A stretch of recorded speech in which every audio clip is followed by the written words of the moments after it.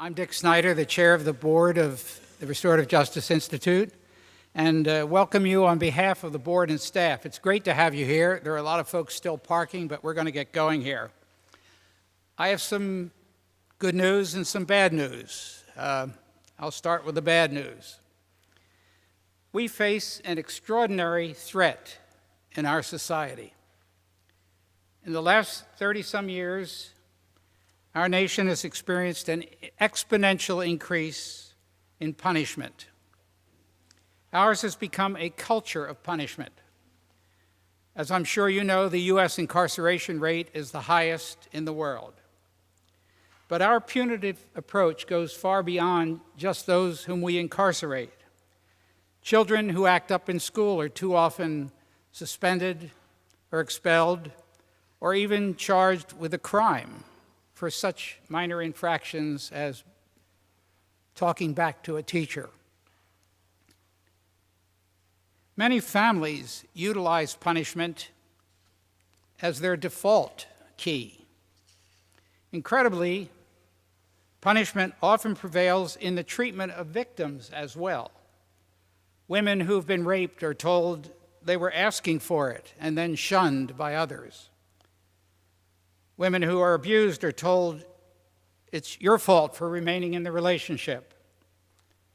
The poor are told they're poor because they're lazy. In our culture, both those who harm and those who are harmed too often suffer under the brutal hand of punishment.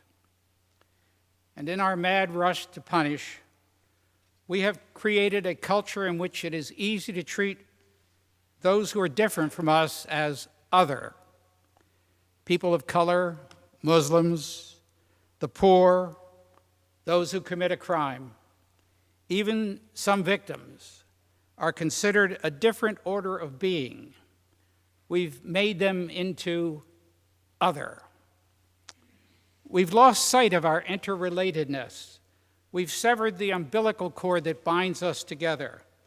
We've forgotten that we are inextricably one. And the fabric of our society is dangerously unraveling. But there is good news.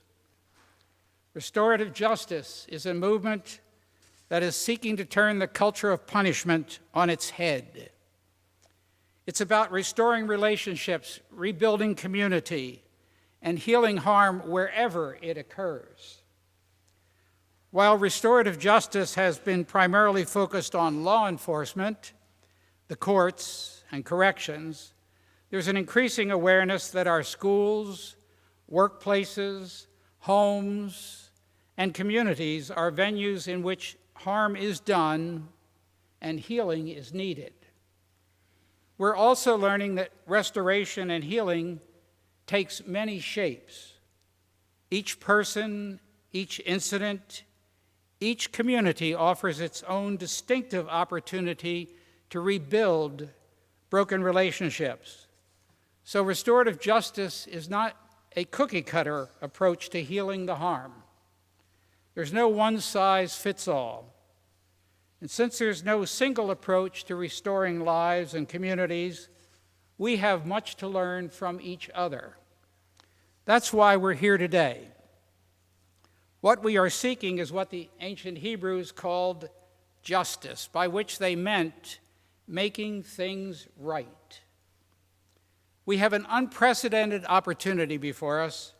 We can act to transform our culture of punishment and alienation to one of true justice. And to do this, we need each other. Together, those of us both inside and outside the agencies, organizations, and systems of our state. Together, we can forge a path that changes the direction of our culture and the very notion of justice itself. The task is daunting. It will not occur overnight. There will be missteps along the way. But it can be done. Maine can become a restorative justice state. So let's get to work.